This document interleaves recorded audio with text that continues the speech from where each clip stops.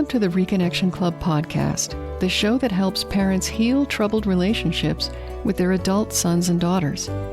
I'm your host, psychotherapist Tina Gilbertson. Each week, I'll offer you compassion, clarity, and personal development tips designed to help you reconnect, not only with your child, but with yourself. Now let's get started. In episode 2 of this podcast, I explained that estrangement is an ambiguous loss that's very hard to grieve because it's not definitive. Your adult child or children are still out there, and the future of your relationship is uncertain. You can listen to that episode about ambiguous loss at reconnectionclub.com/2. Since recording that episode, though, I've become aware that estrangement involves not just an ambiguous loss, but a number of actual losses as well. And the subject of today's episode, grief, is necessary to understand for healing from those losses. Even if your child or children come back to you tomorrow, healing from what you've been through may take some time. My goal today is to assure you that it's okay to start grieving during estrangement, that allowing yourself to acknowledge losses doesn't mean you're giving up hope. And I'll offer some examples of common losses that are, I think, important to grieve. There's so much pain for parents unwillingly estranged from adult children, it can be overwhelming.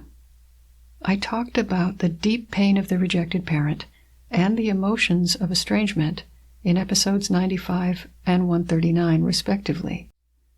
Grief is the emotion that accompanies loss, and it's also part of the process of healing, which is what makes grief so important and necessary whenever we experience adversity and heartache. The problem is that it's very difficult during estrangement to distinguish actual losses from potential ones, or even in some cases, imagined losses. And I talked about those in episode 151 about losing time. I'll link to all of these other shows that I'm referring to in the show notes. Adding to the challenge of identifying grievable losses, there's also the mistaken belief that grieving means you're giving up on having a relationship with your child. It doesn't mean that. Grief is compatible with hope. You don't have to choose between them. Grieving just means you've suffered a loss, and you're in the process of healing from that loss. Let's touch on some of the losses you might have experienced already during the estrangement from your child that you can grieve. This will not be a complete list. Loss number 1, trust. In episode 139, when I mentioned grief, I referred to the loss of the certainty and security of knowing nothing will ever come between you and your child. If you never expected to be separated like this, then as of today, you have most likely lost your trust and belief that nothing can ever come between you. And that loss of trust is worth grieving. 2, closeness and companionship. If you felt close and connected with an adult child or a grandchild or children you no longer see, if you did things together and shared pleasant experiences, then estrangement has taken from you an emotional or social connection that you used to be able to rely on. Even if you regain it in the future, and even if you have social connections with plenty of other people, that is a loss still that you can grieve. Number 3, milestones that have happened during estrangement.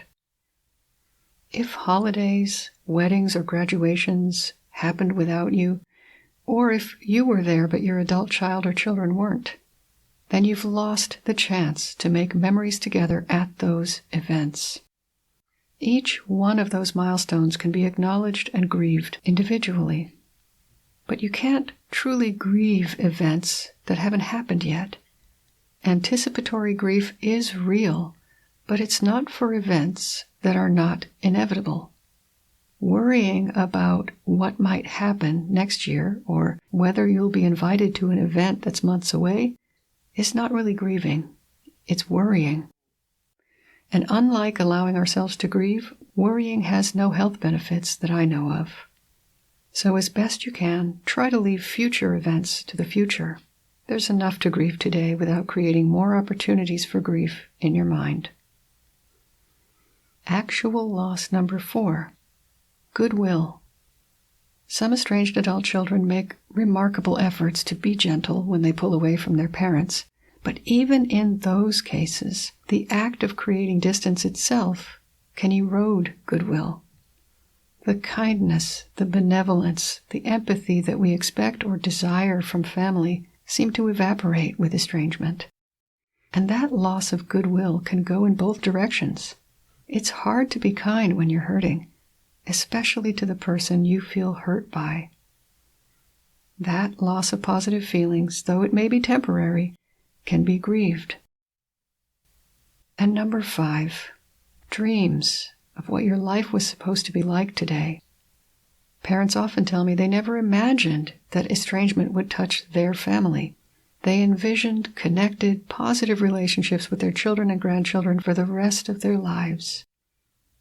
If you are reeling from estrangement and wondering how this could have happened, you can grieve the loss of that vision you had of what today was supposed to look like.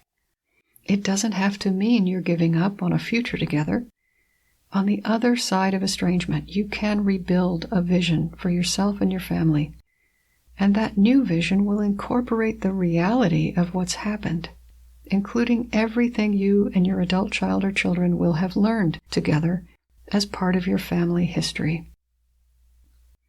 I'm sure there are other losses that can be grieved even while you're estranged. And as long as those losses are real and not simply worst-case scenarios in your mind, it's possible to grieve them now.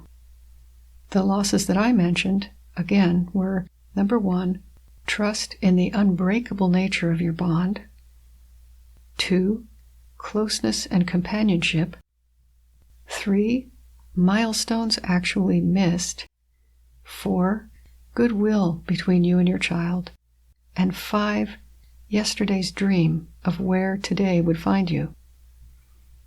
One remaining question may be how to grieve, how to use the benevolent aspects of grief itself to shepherd yourself through healing even during an ongoing estrangement. Grief counseling, in person if possible, would be my suggestion.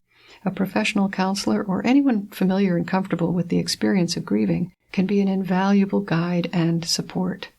They don't have to know anything about estrangement because it's not about that. It's about dealing with loss.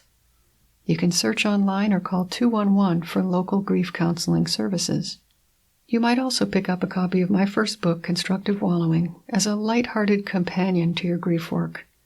I wrote it to help people embrace all the emotions of living, including sadness, anger, and grief. To me, it's never too late or too early to grieve what you have already actually lost. If you wait until the estrangement resolves, you could discover that reconciliation doesn't heal all wounds. So with whatever support makes sense for you, see if you can possibly begin or continue to acknowledge some of the losses you've already sustained and grieve those losses consciously, intentionally, and as always, with compassion. Until next time, remember that you are a loving, lovable, and still growing human being. So please take good care of yourself. Bye for now. If you've enjoyed this episode of the Reconnection Club podcast, I invite you to check out reconnectionclub.com. The Reconnection Club is for parents at any stage of estrangement from their adult, child, or children. So whether you've just realized there's trouble between you, you've been living with estrangement for years, or you're newly reconciled but still walking on eggshells, the Reconnection Club is your essential resource for information, support, and continued personal growth. With our courses and workshops, expert interviews, monthly Q&A calls, and a friendly, active community, the Reconnection Club is a wonderful place to be for anyone suffering the pain of estrangement from an adult, child, or children. So check it out at reconnectionclub.com.